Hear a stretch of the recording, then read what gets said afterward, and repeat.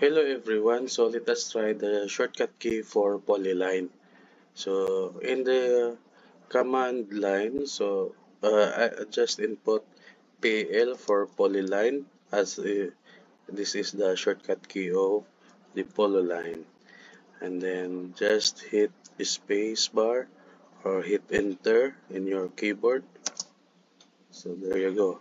The next thing to do is specify the start point. So I'll just left click here using my mouse and then drag through the x-axis right here and then drag to the y-axis right here.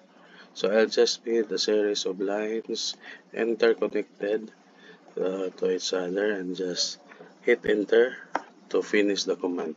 So that there you go, you have there the polyline. So if you want to erase, just type E in the command line, just A and then erase space or hit space or and or hit enter. Thank you.